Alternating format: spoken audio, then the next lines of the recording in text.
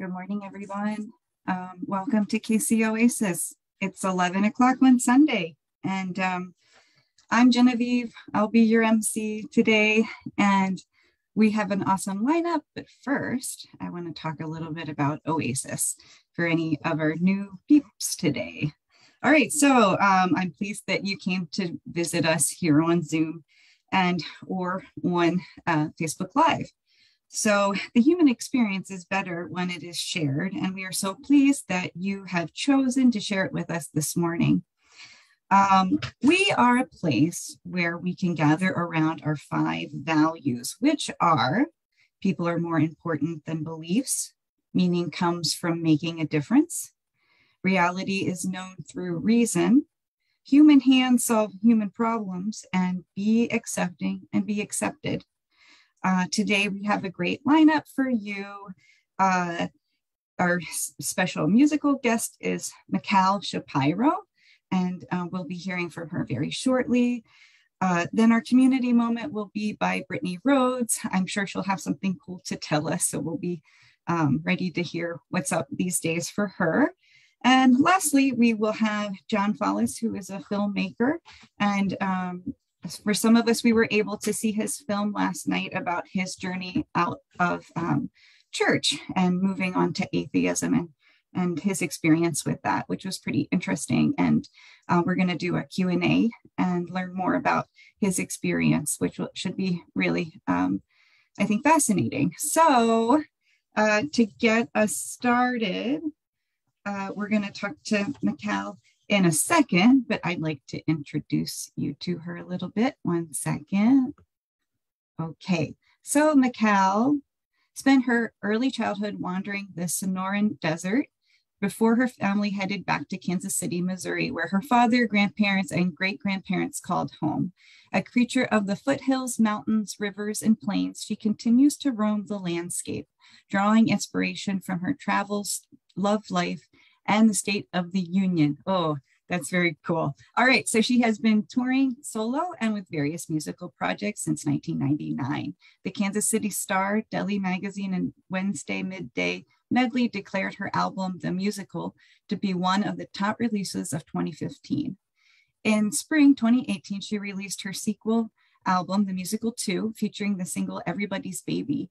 It made the top 10 releases of 2019 on 90.9 FM The Bridge and 90.1 FM KKFI, and was featured in the top 3 of DJ Mark Manning's Wednesday Midday Medley. Her other works include her duo Shapiro Brothers and State City Films. So welcome so much, Mikal. We'd love to hear you play. I will let you take it away. Thank you so much, Genevieve and Oasis community.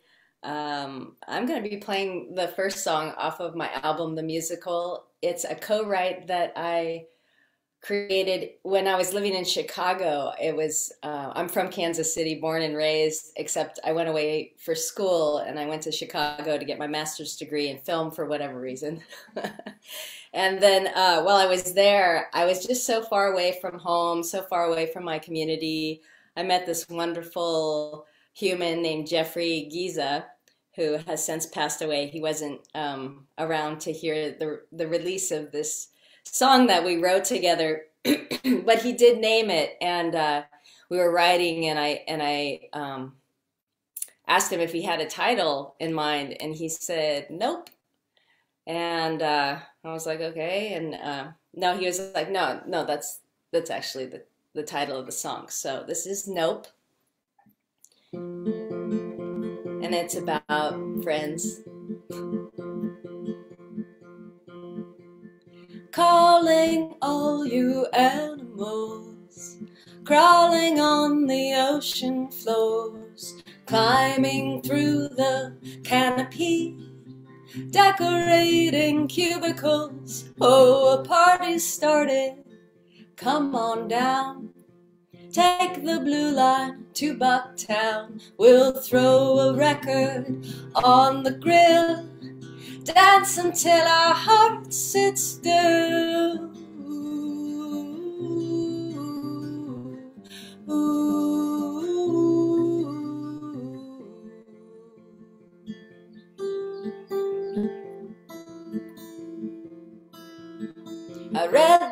writing on the wall.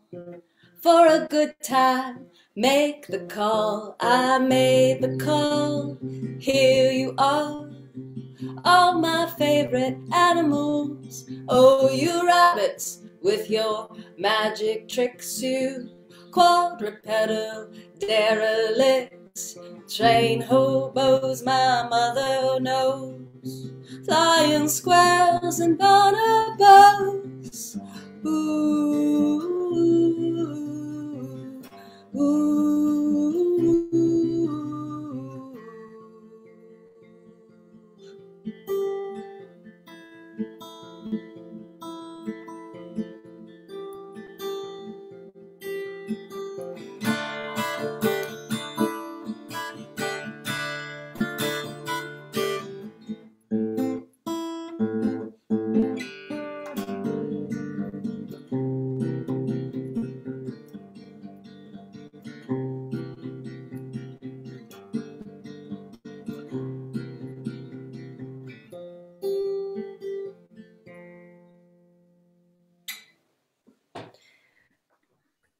Fantastic. Yeah, the sound is so clear and the lyrics are so fun. Yeah. Oh, good. I'm glad it's coming through. You never know in this era of Zoom if it's all glitched out and, you know, the remix, the Zoom remix. Could you play another one for us then? I would love to. Okay, great. This is a newer song, and it was a song that came to me when I was hitting rock bottom with winter depression, and then the clouds broke. So it's called Lady Luck. Lady Luck, she came to me, I wondered what was going on. My mind had been a ball of resignation, bouncing to and from the summer of '69, cold war of our own device. Now I'm drawing aces and rolling snake eyes, born to bound and tethered feet, playing go fish with the moon, a scorpion, horizon, dragon, phoenix flying from the womb. Took a turn, ended up in this city. Now I'm counting scars for all the stars I've earned from my own self-pity. Gonna settle down on a little piece of Mother Nature. Gonna come around and be no better than a lowly creature. I wandered long enough to know I don't need all of this stuff to call my own. It's overblown. This is everybody's home. It's overblown. This is everybody's home. Took a turn, ended up in this city. Now I'm counting scars for all the stars I've earned from my own self-pity. Oh, took a turn, ended up in Kansas City. Though the end is beautiful, the means were never pretty. Though the end is beautiful, the means are never pretty. Though the end is beautiful.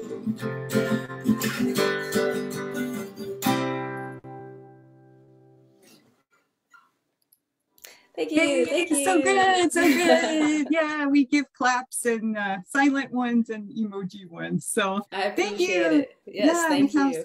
It's wonderful. Just to let people know, we have some links for Mikkel's music, and if you want to leave her a tip, there's some info for that too. The one thing I was thinking, like with both of your songs, Mikkel, was just I could see a certain type of animation that would just link to your lyrics. I don't know if, this is an effect other people have when listening, but I'm just, having the animation go through my head as you go through your lyrics. It's lovely. Yeah, thank you. Okay, so we'll hear more later from you, of course. So thanks again. All right, so we're gonna move on to announcements, I believe. One second, okay. Yeah, so real quick, we wanted to talk about the community groups. So spring community groups are forming, and we would like to start up the week of March 6th. Watch out watch out for the attendee sign up form in the Facebook private group by midweek this week, and reach out to Mark Dixon if you have any questions. They're super fun for people that haven't ever led one or have been involved with one before. We do have a kind of curriculum you can follow if you're nervous about how to get people to talk. But it's always it's fun. You really get to meet other people in the community. And now that we're going kind of more physically live, you can definitely have a chance to socialize in a more human way. We can spend a little time off of Zoom, which is pretty cool. So we'll see what happens with that. I hope to see some of you this spring for sure. Okay. Okay, yeah. All right. So we're moving on. I believe we're up to our community moment. So I want to talk for a second about Brittani Rhoades, who's our community speaker today. Her three words are relentless, optimistic, and caffeinated. I can get behind those for sure. And her warning label is brace yourself, anything can happen. So we're happy to have you, Brittani, and tell us what's up. I am so excited to be back at Oasis. I am really super thrilled about the community groups being in person. That put me over the edge on signing up to be a host again this year. So I'm going to do a little here for my community group that's going to be for families with younger kids. I've got an almost 8-year-old and almost 6-year-old. So if you or someone you know that's part of the Oasis community has younger kids, I just please sign up. My friends need friends to play with, so come on by.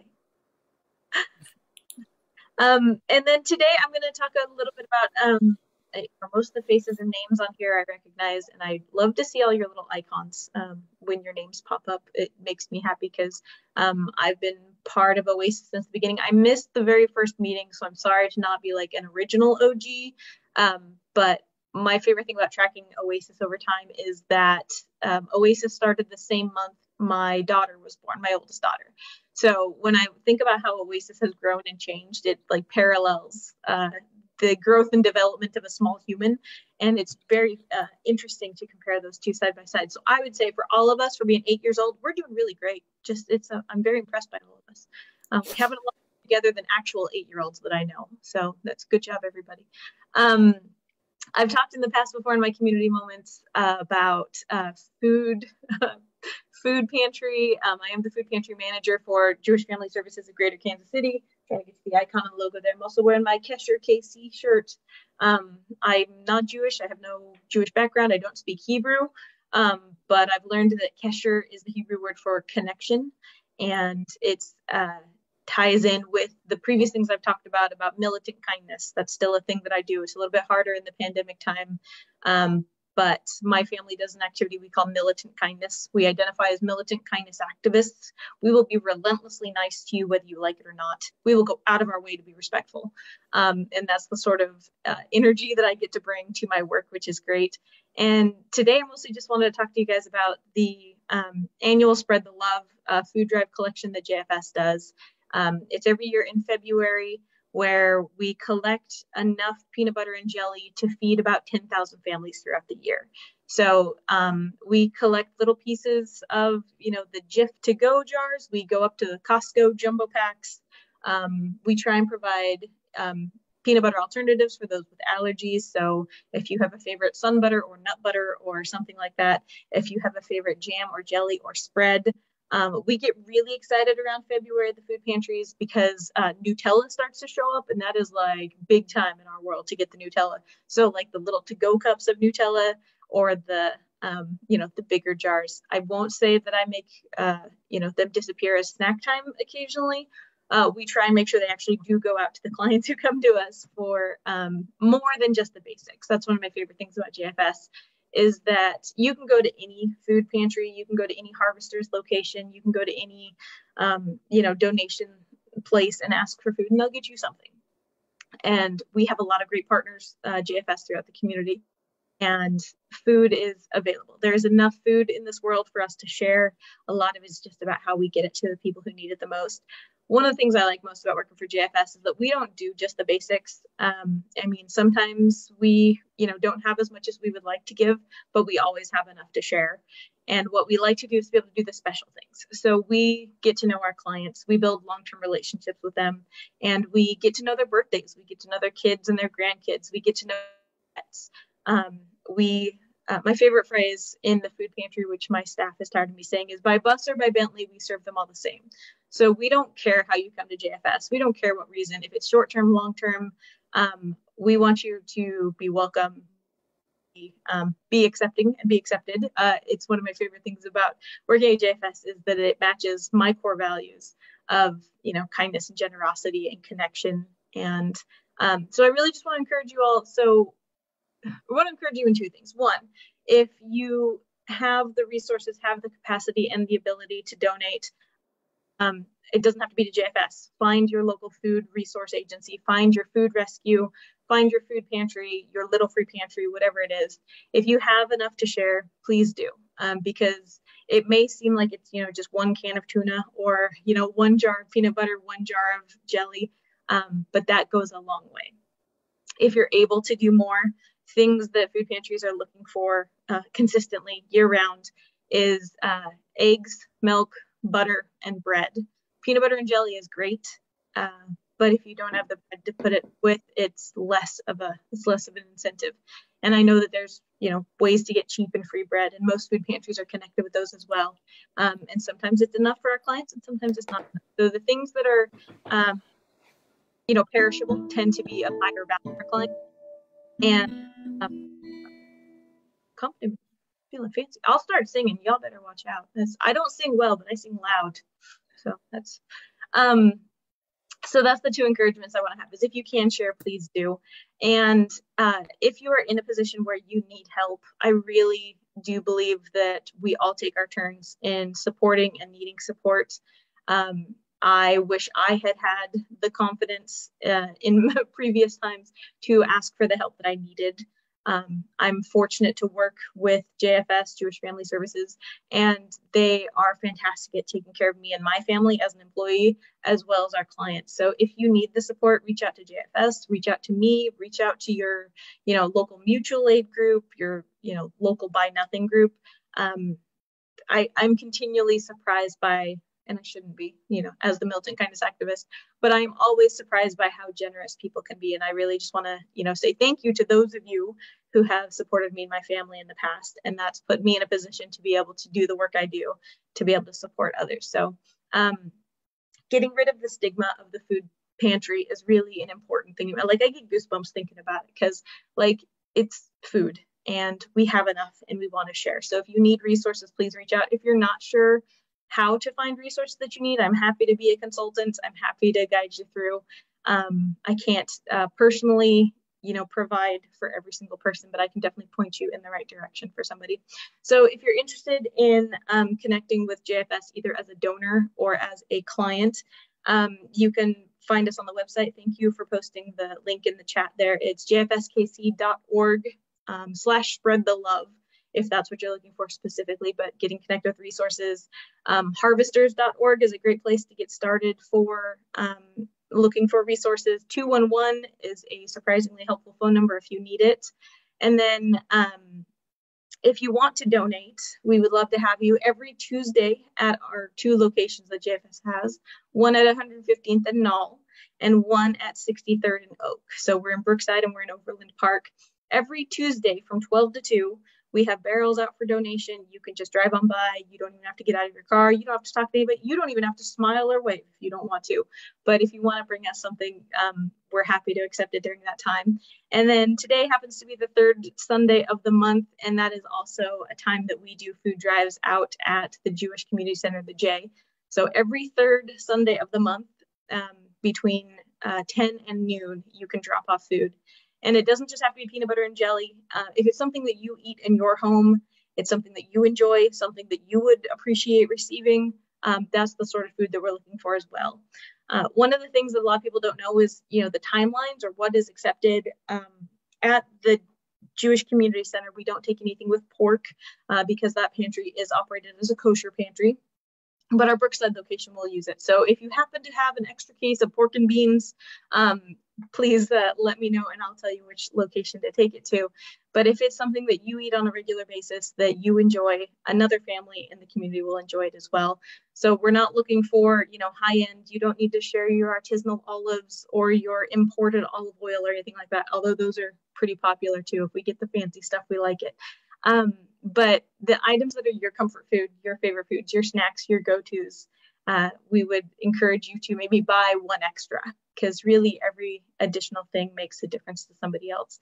And then JFS is able to use their resources to buy other items when they're needed or source them from other agencies or groups. But that's it. That's all I've got. Thank you for helping me spread the love. I'm so glad that Oasis is still going, even through, Zoom land. I know it's a lot of coordination behind the scenes. So I'm also going to take a moment to say thank you to everyone behind the scenes, on camera and off camera, who make these weekly things happen. Because I know I don't watch them every week, but when I do, I'm always like, oh yeah, that's right. That's why I'm part of this. Yay, Oasis, we're pretty great. And again, I want to plug the community groups too. So thank you all so much. I hope you have a wonderful Sunday. Thanks so much, Brittany. It was great to meet you and also know that you're a great resource for all of us. Yay, yay. Yeah, thanks again. Yeah, and in case you forgot, there are some great links over to the side for you to find out more. So next, we're going to be moving on to our breakout rooms. In case, before we do that, if you think you would like to come and talk to us about something, maybe it's your job, maybe it's a special project you're working on, or even a hobby, reach out to Mark Dixon so you can share a community moment with us as well. We're always excited to hear what you're up to these days. Okay, so then moving on to our breakout rooms, this gives us a chance to just connect with people for a little bit through Zoom at least. Remember that we're going to keep it PG or G, I should really say G-rated, in case some people have kids in the room. This will be about a 10-minute break. And I think you're going to randomly be put into chat rooms. Feel free to take yourself out if you'd rather just sit by yourself, maybe meditate for 10 minutes while we're waiting. Yeah, so enjoy yourselves. Say hi to somebody new. Yeah. Hopefully our breakout person doing the breakout rooms is ready to go. I don't believe that's me. All right.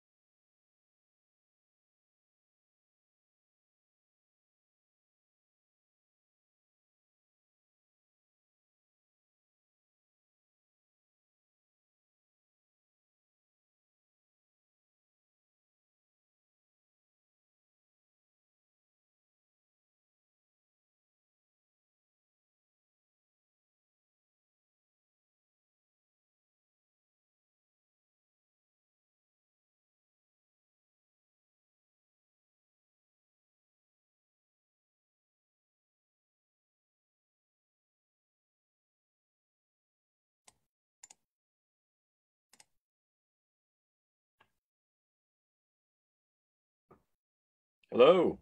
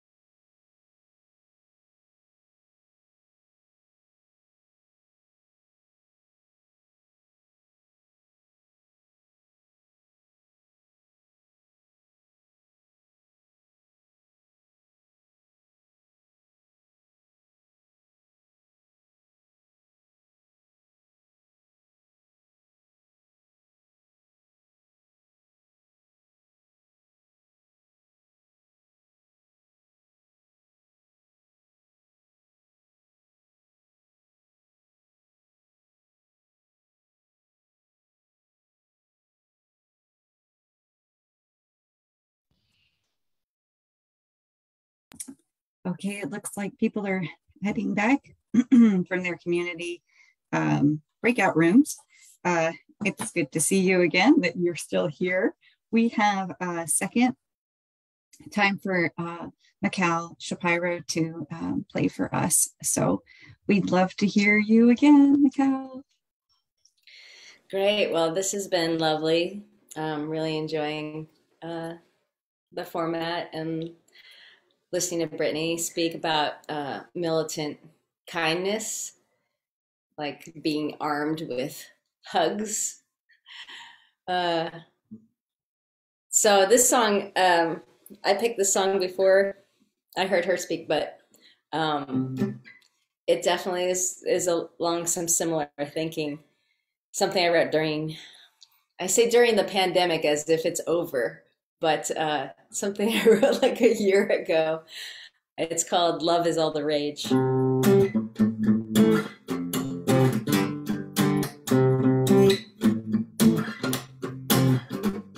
A monster's loose across the city, a robot built to stop the terror is pushing people off a railing. It's a sick systemic system error. I got popcorn in my pocket. I've got fembots in my feed. We don't have to hoard all the glamour if we give each other what we need. Love, love, love, love is all the rage.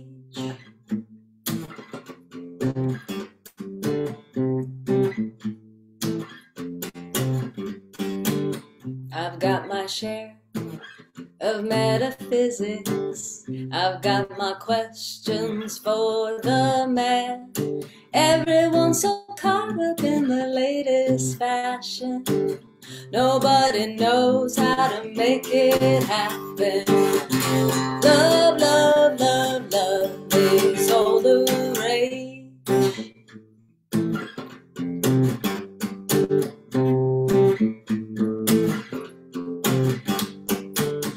Where do we start? Grab a thread, unravel the mess inside our heads. We're monsters of invention. There is no end to our own intervention. What we intend is where we put our intention. What we attend is where we put our attention. What we intend is where we put our intention. I heard it from a friend of a friend of a friend of a friend of a friend of love, love, love, love is all the rage. Love, love, love, love is all the rage. Love, love, love, love is all the love, love, love, love is all the love, love, love, love is all the heart and soul. I fell in love with you, lost control, like any fool would do gladly.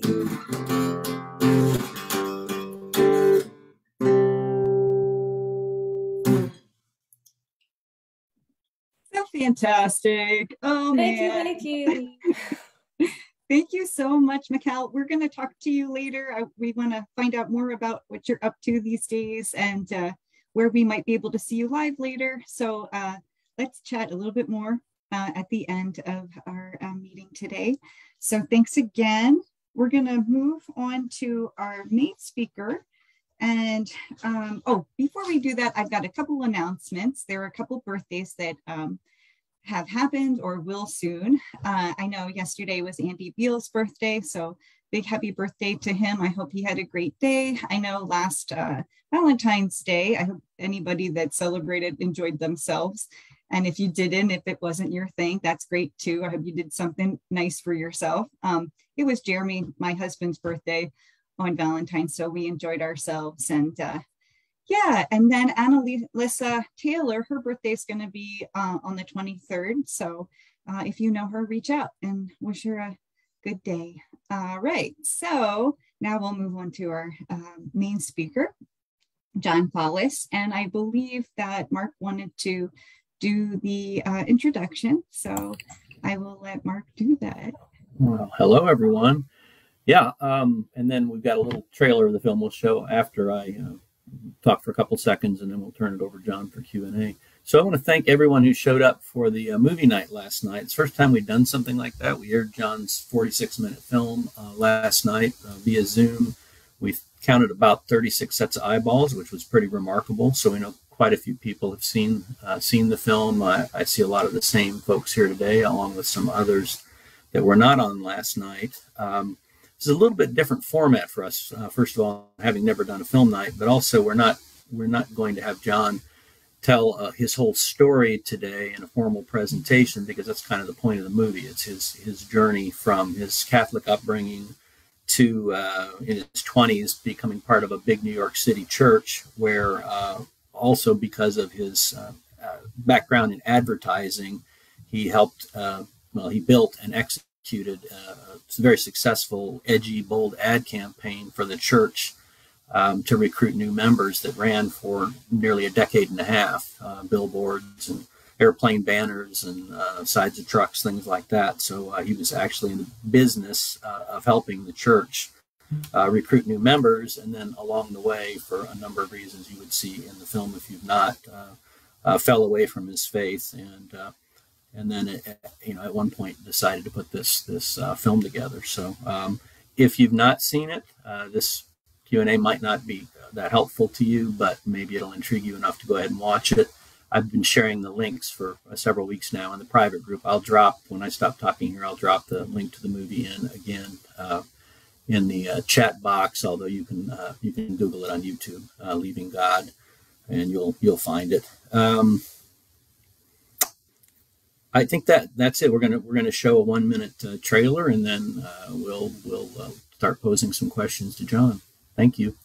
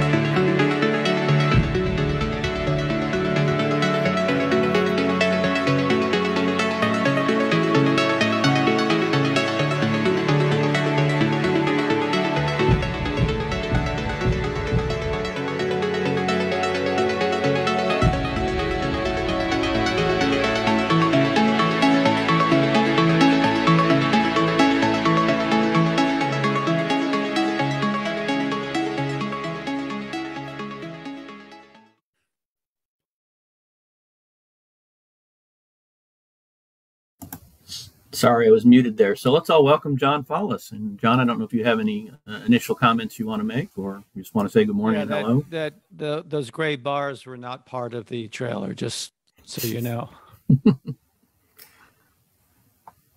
So John's dialed in today from Stamford, Connecticut, where he lives, and it was a really entertaining time last night. Does anybody have a question right away for John, having seen the film? If not, Genevieve and I'll probably fire some.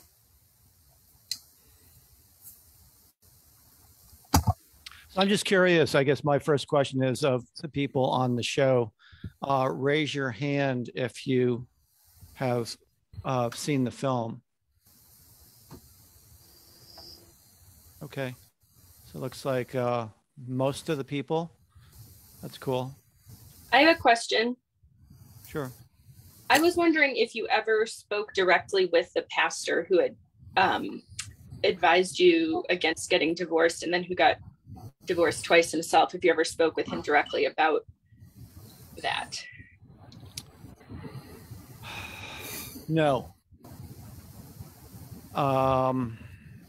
What's funny though is that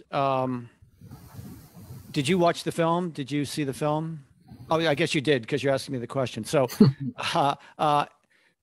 when I reconnected with the minister to hear what he had to say about the fact that they had a budget for advertising and he thought I could help them, I had not spoken to him in 6 years prior to that. The last time he and I had spoken was when I was in his office trying to get his godly advice about my marriage. So even though I knew that he had gotten divorced twice, I didn't think it was appropriate for me to bring it up in the conversation when he's trying to talk to me about advertising the church. So that's the short answer. But I have to tell you, one thing I didn't mention in the documentary is that because of that reason, he was on no pedestal for me. So I wasn't, my perspective and feeling about dealing with him when he was in my office asking my advice was quite different than it had been 6 years prior when I was in his office asking his advice. So the other thing, when I was speaking to him, I had done some due diligence and had learned that I was not the only one that he was talking to about the idea of advertising the church. I had found out that one other person he was talking to was someone I actually knew, because it was only a few months prior that she was in my office looking for work. She was a freelance copywriter who was a very charming young woman who I just didn't think was that talented. So I know in advertising that it's not always the most talented agency or people that get the account. It's often the person who is most charming and convincing. So I knew that she was my competition. So when he asked me if I was interested in putting together a proposal, my initial response was, so are you talking to anyone else about this? Knowing that he was. And he said, yeah, we're talking to some other people.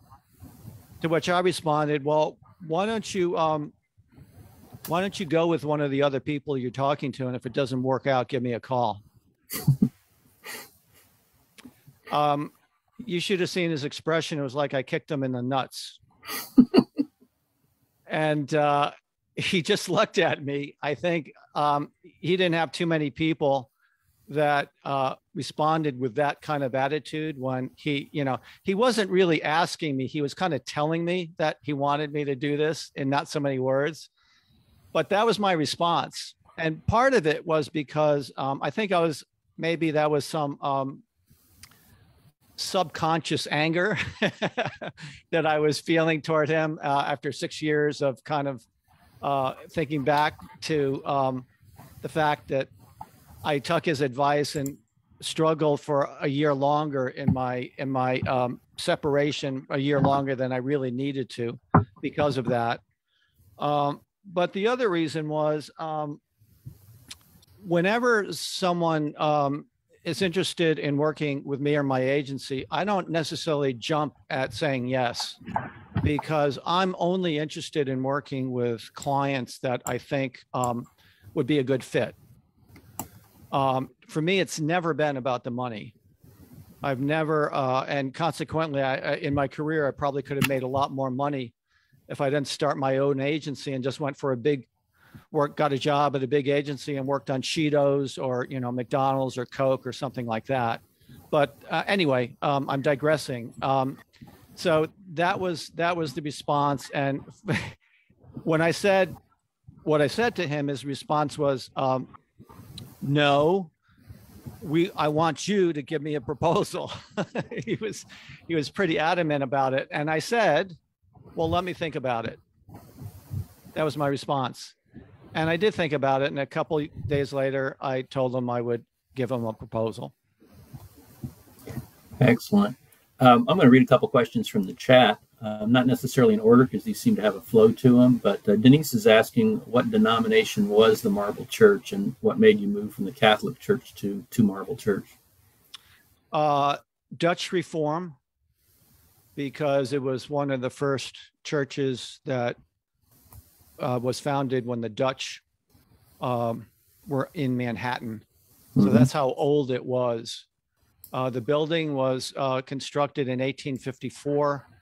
I think the Dutch Reform religion started in Manhattan in the 1600s. I think initially they had some tiny churches downtown where everything started in Manhattan. And Marble Collegiate was on 29th and 5th. So not quite Midtown, but almost Midtown. It wasn't a move from Catholic to Dutch Reform.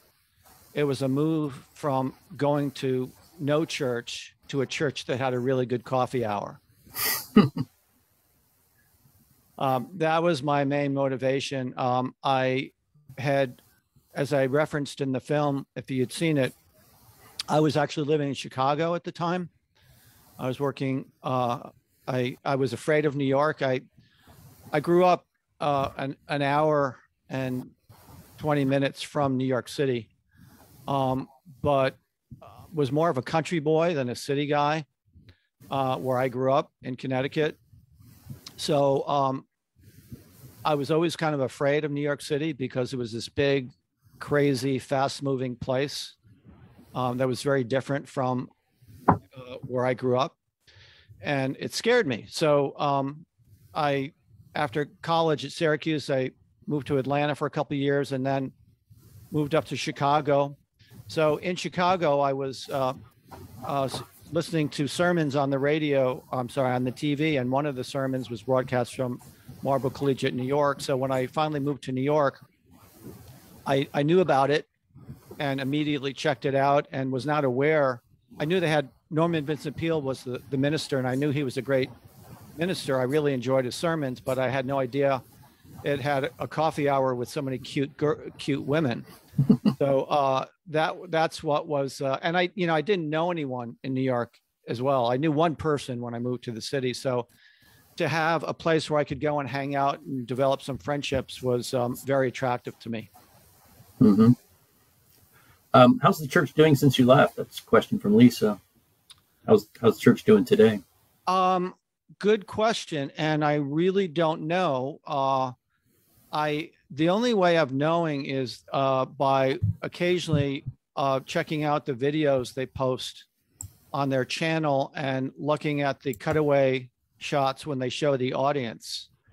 And at least from the physical, and a lot of this may have to do with COVID, which is, understandable, but not many people in the crowd. Again, it's understandable. So I don't really know if that's a barometer or not. I don't know how many people are, so many churches, because of COVID and even despite COVID, are going to more of an online model. I think, kind of they have to. So I don't really know. That's a good question.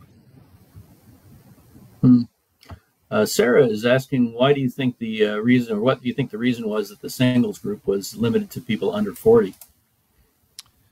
The singles group under 40? Yeah. I guess you're not supposed to be single over 40. I don't know. That's kind of the message. That's kind of what they're saying. It's almost like it made no sense to me. Because I was single and over 40. That's a really, really good question that I can only guess. Maybe they think I don't know. It's almost as if they think that if you're not married by 40, you're kind of a loser. That's almost what they're saying. And this is a church that if you look at their mission statement or the link that says about, they brag about how inclusive they are, right? Mm-hmm. So that's where I thought it was pretty hypocritical. Hmm. Sarah is asking a kind of a long question. She was watching the film with us last night and noticed the bit about the ad the church was the most worried about among the ads that you ran for them was the one that said, "You don't have to be a sinner, but it helps," which Sarah thought that to attend. that would, you don't have to be a sinner to attend church. right. Yeah. Thank you for that. And she's saying, even as an atheist, I'd probably bring her in once just to see what was going on. But her question is, what were they so afraid of? And I'll tell you, because I didn't know this at the time, but that was in '98. In 2006, I had a podcast at the time. I started a podcast in 2006. And one of the guests I had was the minister of the church. And it's still online. You could still find it. I still have a link to it. But I asked him about that. And he said that he was told this was the guy that was the understudy for Norman Vincent Peale. And I don't know how many of you are familiar with Norman Vincent Peale, but he was an iconic minister, almost at the level with Billy Graham. He was the author of The Power of Positive Thinking and known internationally because of that. Just an amazing speaker. I really enjoyed his sermon. So Arthur Caliangio was Norman's understudy for maybe a decade and a half or so. And he said, Norman always told me that when you're giving a sermon, you never call your congregation sinners. You never refer to them as sinners.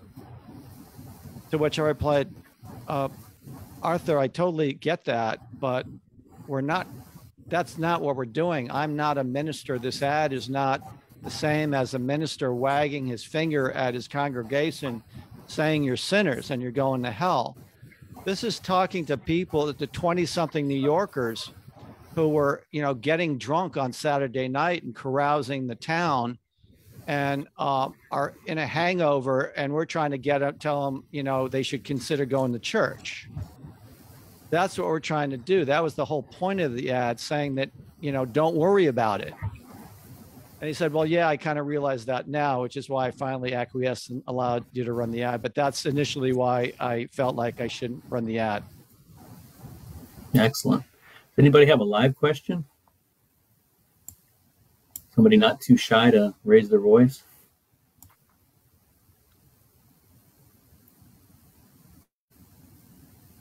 Okay, Sarah is asking, did the church ever ask you at any time or hope you would donate services rather than selling your services to them? I had been volunteering services for about, started at the church in '82 and '98 is when I had the meeting. So for 15 years, I had volunteered in various capacities for the church. They have, like all churches, I suppose, they had many volunteer opportunities. So I was doing Habitat for Humanity. I volunteered to be on a telephone crisis line that required 50 hours of training. I did all kinds of things prior to that. So they didn't, I think the church attracted to people who were just by nature open to volunteering, and I was one of those people. So the short answer is no, they didn't. But I over the years, I had volunteered multiple times for different things. Mm-hmm. Have there been any negative repercussions towards you because of the film? We talked a little bit about this last night for the audience today. No, not really. And, maybe it's because it's not like I come off like an angry atheist in the film. I've seen a lot of atheist-oriented media, and a lot of it really disparages people who aren't atheists, which was the last thing I wanted to do. So, as I said last night, there's really nothing to be that critical about, because the first third of the film was just documenting what I discovered based on the research about the shifting trends in the US and the clergy project and stuff like that. And then I kind of shift gears and talk about my own story, which is exactly that, my own story. And I suppose the only thing that some people find worth criticizing or, quote, disagreeing with is the last 30 seconds of dialogue, which is kind of a concluding thought, for lack of a better way to phrase it, when I'm sitting on my rock and I'm thinking about the Wizard of Oz and making the analogy of, maybe there isn't this grand wizard that we need to listen to and be intimidated by. Maybe the answers that we seek in this mysterious Oz or God is really questions that we just, if we, look into ourselves or look at other places, we can get answers to over time. And maybe that works with my life and maybe for everyone. So it wasn't even a statement. It was just a thought that I was suggesting. And even with that, I've had a couple of people, including a sister, that have said to me, I enjoyed your film, but I just don't agree with it. So I guess that's the only thing in the entire 47 minutes, just that statement that said, maybe this is the way it can be for me and everyone. Mm-hmm. It's fine if they don't agree with it, but that's really the only the kind of challenging comment I got to the film, and I got that from a couple of people. Mm-hmm. Mm-hmm. I know you're not a filmmaker by trade; you're in advertising. Have you ever considered making another film on any topic? I appreciate that question, and I have gotten that quite a few times, and the answer is not for any length of time. I haven't really given it any thought, because this was something that, as you can tell if you watch it, was a very personal thing. It was a true labor of love. It was a statement that I wasn't even sure when I started it that I would make anything that was watchable. Never mind being on a podcast with 40 people talking about it. So it was, for me, it was just a test to see if I could do it. I really loved the process. I love content creating and video editing and doing all that stuff. There hasn't really been anything else that I thought was worthy of me trying to spend the time. Well, let me backtrack.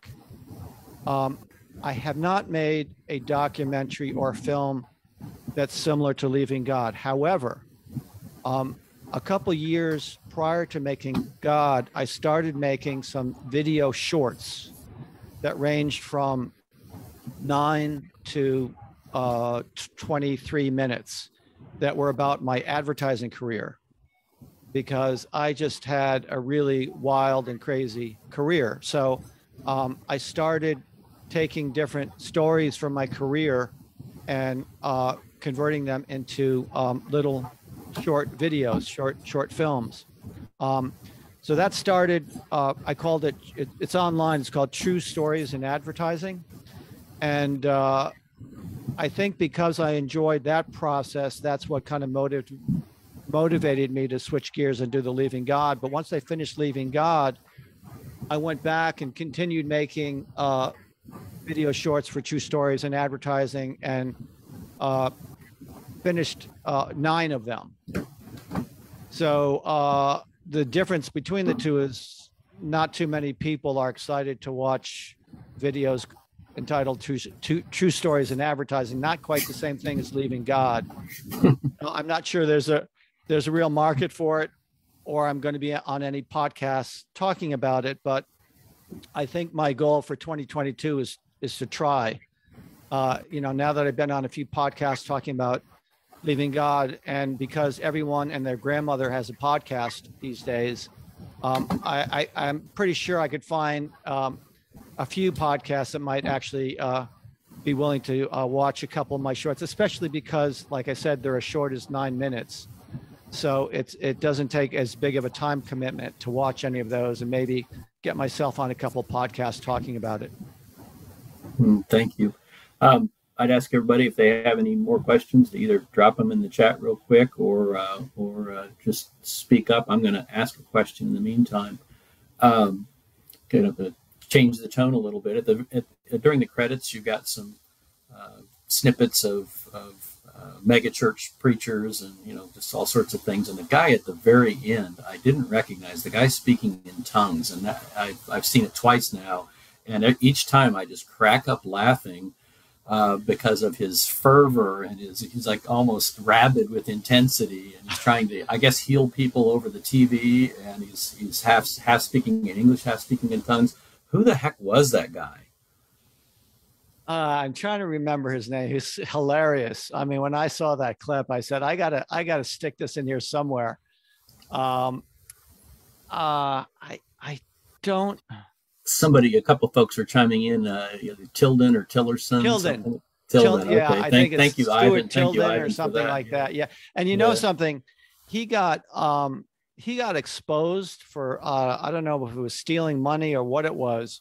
So he got, I don't know if he got thrown in jail or something for a while, but he definitely got kicked off his channel for a while. And then somehow, kind of like Jim Baker, who is also back on TV doing a podcast, if you know Jim Baker. So Tilden, I think, is actually back on doing the same thing Jim Baker's doing. Not with the audience that they used to have, but he's still shilling his stuff and trying to make money. Well, forgiveness is a wonderful thing, huh? Just means you can steal and carouse and get your job back a few years down the road after you say you're sorry. Somebody's pointed out there's a funny video of Tilden on YouTube if anybody wants to look that up. Yeah, there's someone who this is really funny. I think they call it the farting preacher. Okay, I see someone laughing. So Ivan, you've seen this, right? Thumbs up, Ivan, if you've seen it. Yeah, okay. So they put a fart track because Tilden has these funny expressions when he's like channeling God, where he kind of clenches his face. And whoever did the editing on this sticks the audio of a fart every time he does that. It's pretty hilarious. I mean, it's frat boy humor, but it makes me laugh. Excellent. Well, I'm going to ask one last question, and I'll pause for a second, see if anybody wants to supersede me here. Nope. Okay. This is a great question. Okay. I have a couple of future questions for John. Thank you, Genevieve. Yeah. So one thing is, now that you've left the church, what has your journey been? There's so many ways that you could, if you wanted to continue connecting with people community-wise, right? There's humanists, there's atheist groups. Have you, ventured into anything non-religious? Yeah. A few years ago, I discovered a humanist group about 25 minutes up the road. And really nice people. The average age was about 80. And I'm not quite 80. So I don't know, after a while, the vibe for me just didn't feel exactly right. But so I didn't continue going, but I went, I think, for a year or two, and really nice people. They actually screened my film a couple of times. But even though I'm 67, I act like I'm about 14 a lot of the time. So I need to find a more youthful group, I think, and haven't really been able to find one, which is frustrating. But it's also a reason why I love Zoom, and just whenever I can, interfacing with people on Zoom, which doesn't quite replace the in-person experience. But then again, I think all of us, because of COVID, are kind of struggling with that feeling of isolation. So I think Zoom has been a great option in light of what's going on. But nothing can, as I may have mentioned last night, when you're part of a group like the church and going to weekend retreats for 15 years, you develop a bond, and seeing people every week, because I was going every week, at least to the coffee hour, if not to the sermon, that's really hard to replace. And I haven't come close to replacing it with anything here in Stanford. I would just, before I forget, I would just mention that I'm always looking for groups and organizations that might be willing to screen this film. So it's been great having it screened here. I really appreciate it. And I know there's other oases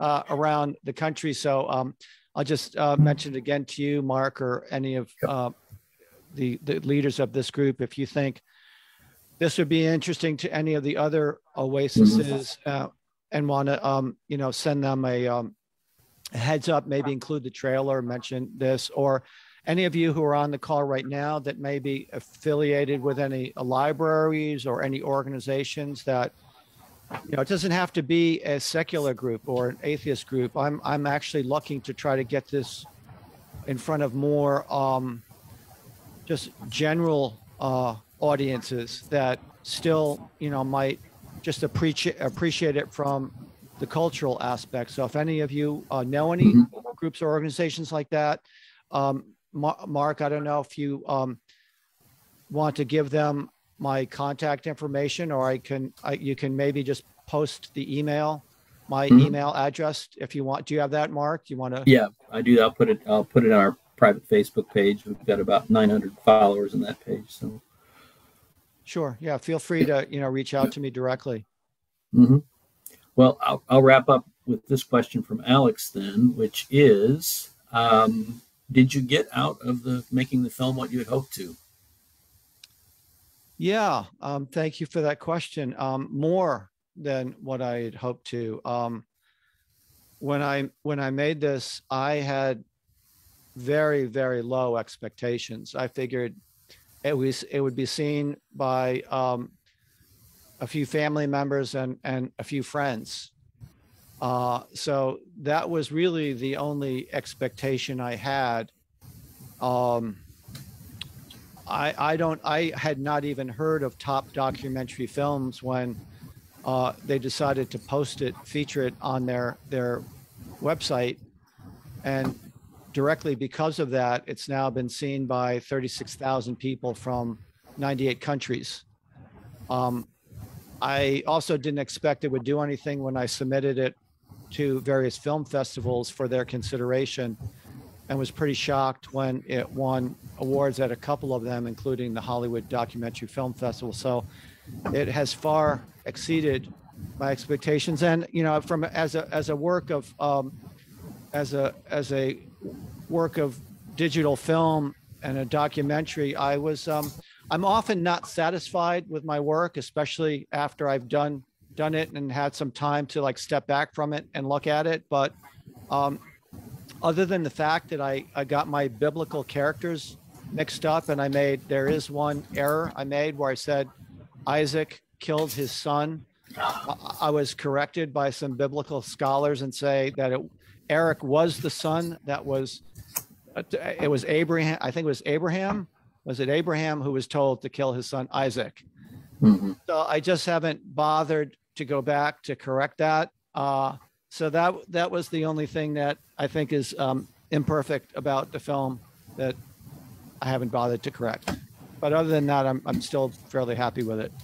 Excellent. Well, John, we at Oasis want to thank you for all the time you put in. I mean, above and beyond with the movie night last night, and again today. It's been great getting to know you, and I'm sure a lot of us do have useful contacts. It's a pretty well-traveled, very aware group. So I'm sure there may be other connections we can help you make, and we appreciate you. I just say I think it's great what you're doing, and someone needs to start some oases on in the Northeast, I think, and maybe it's just a matter of time that happens. I think it's a great organization, and I'm sure that as the trend continues, and there's no sign that it won't continue, I think your group will just continue to grow and expand. So just keep up the good work, and appreciate everyone who was on today and asked a question. Thank you. Okay, thank you. Let's hear it for John, huh? Zoom applause. Thank you. Genevieve, back to you. All right, thanks so much, John, and thanks, Mark, too, for your help.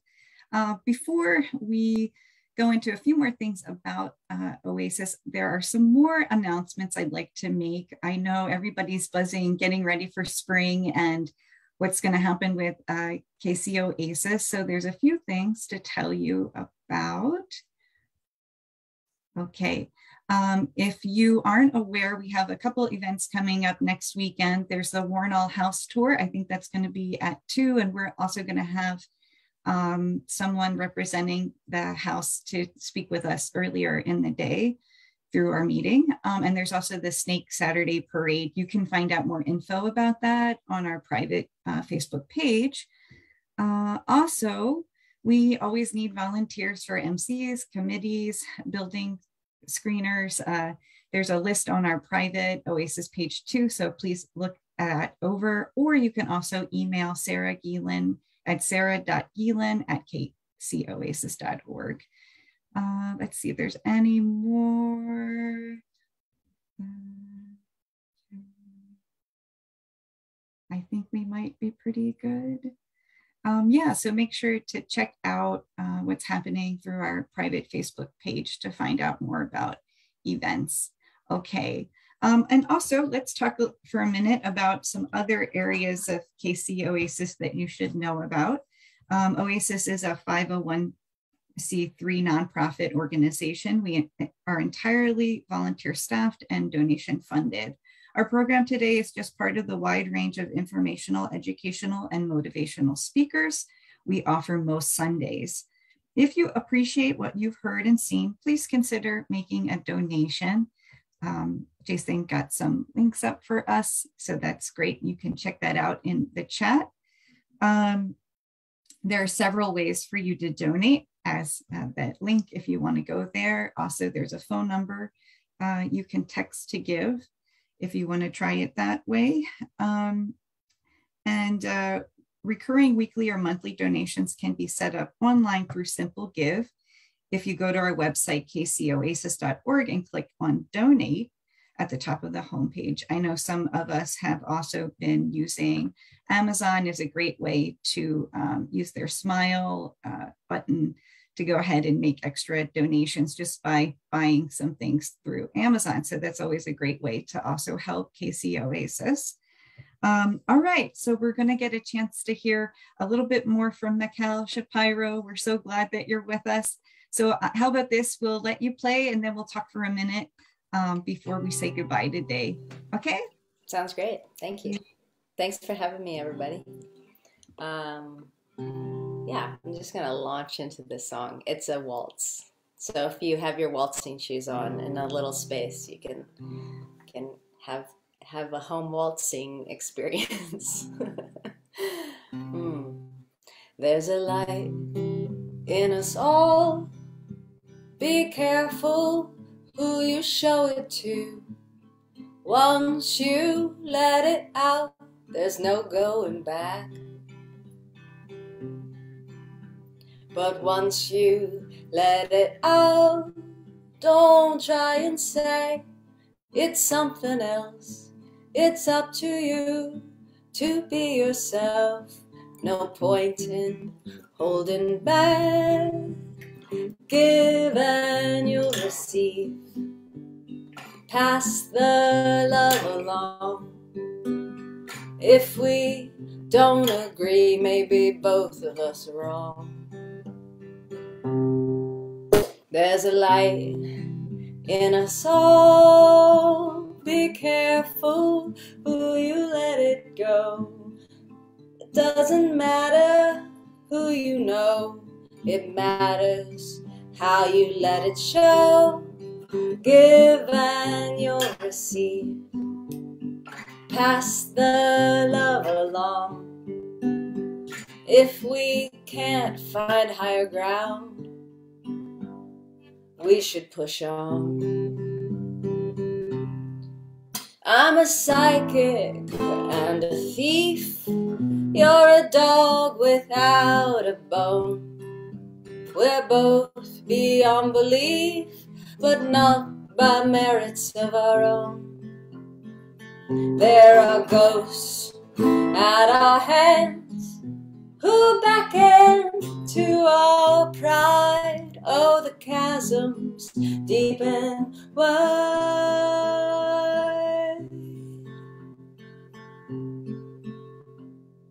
But there's a light in us all. It's brighter than the stars combined. It's not about to be outshined. It's up to you to see it through.